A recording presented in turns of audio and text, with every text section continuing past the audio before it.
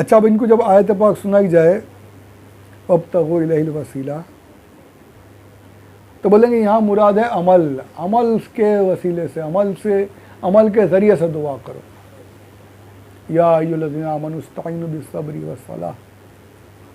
हम कहते हैं कि नमाज और सब्र के वसीले से अल्लाह से दुआ करो। बोलते नहीं, नमाज और सब्र के बाद अपने अमल को पेश करो, अपने अमल के ज़रिए से अल्लाह से दुआ करो। और ये हदीस पाक से साबित है, अमल को पेश करके दुआ करना। बड़ी तवील हदीस है, वो 3 मज़दूरों का वाक़या जो गार में फंस गए थे, उन्होंने अपने अपने अमाल पेश किए, गार से निजात मिली, छुटकारा मिला। तो ये तो साबित हो गया कि अमल के वसीले से दुआ करना जायज़ है। अब मैं ये पूछता हूँ कि कोई लाख अच्छे से अच्छा नमाजी हो, नमाज़ें पढ़ने वाला, रोज़ा रखने वाला, हज का तवाफ़ करने वाला, सब कुछ करने वाला, हाजी ये सब है, पर दुनिया का बड़े से बड़ा इबादत गुज़ार क्या इस बात की गारंटी दे सकता है कि उसकी नमाज, उसका रोज़ा, उसका हज ये कबूल हो गया अल्लाह की बारगाह? किसी के पास गारंटी है? कोई गारंटी दे सकता है कि उसका कोई अमल धुतकारा नहीं गया, सब कबूल है अल्लाह की बारगाह में? कोई गारंटी दे सकता है? कोई गारंटी नहीं। हम कर रहे हैं, अल्लाह तमाम मोमिनीन के अमाल को कबूल फरमाए, लेकिन ये भी मौजूद है रिवायतों में है कि नमाज लोगों की क़यामत के दिन नमाज रोज़ मुँह पर मार दी जाएंगी। हमें क्या पता हमारी कबूल हुई या नहीं?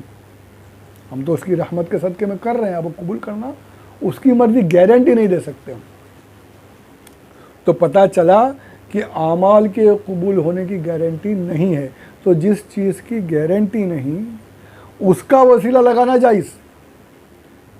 तो जो सबसे मकबूल हैं, जो प्यारे आका सल्लल्लाहु अलैहि वसल्लम, उनसे बड़ा मकबूल तो कोई है ही नहीं, उनका वसीला लगाना कैसे नाजायज़ हो गया?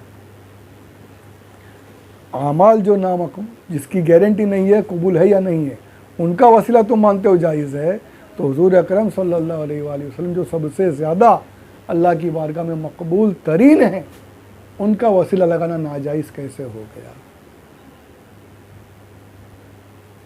इसी तरीके से औलिया इकराम हैं, सहाबा इकराम हैं, शुहदा हैं, जो अल्लाह के नेक बंदे। हमें ये सरकार ने फरमाया तुम अल्लाह के गवाह हो, जिसको मुसलमान अच्छा समझे वो अल्लाह के नज़दीक भी अच्छा। हम इन औलिया इकराम को अच्छा समझते हैं, जो हमसे पहले हमारे असलाफ गुजर चुके, उन्होंने देखा उन उलमा की, उन औलिया की करामात को, उनके करिश्मों को, सब कुछ देखा उनकी, और उनकी जो शरीयत पर पाबंदी थी उसको देखा, तभी तो मज़ारात बनाए हैं, उनकी बारगाह में हाजिर होते रहे हैं।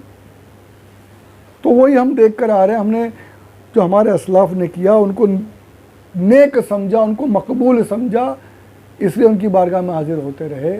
और आज हमारा दिल भी गवाही देता है कि ये औलिया इकराम, ये गरीब नवाज़, ये मखदूम पाक, ये अब्दुर्रहमान शाह बाबा, ये सरकार गौसे पाक, और भी जितने औलिया इकराम हैं, जितने सहाबा इकराम हैं, ये सब अल्लाह की बारगाह में मकबूल है। इसलिए हम इन मकबूलों की बारगाह में हाजिर होकर अल्लाह की बारगाह में इनका वसीला पेश करते हैं। तो क्या गलत करते हैं? वसीला लगाने मैंने बताया आपको कि ये शुरू से चला आ रहा है। अच्छा, आगे भी चलते हैं और मैं आपको बताता हूँ इंशाअल्लाह।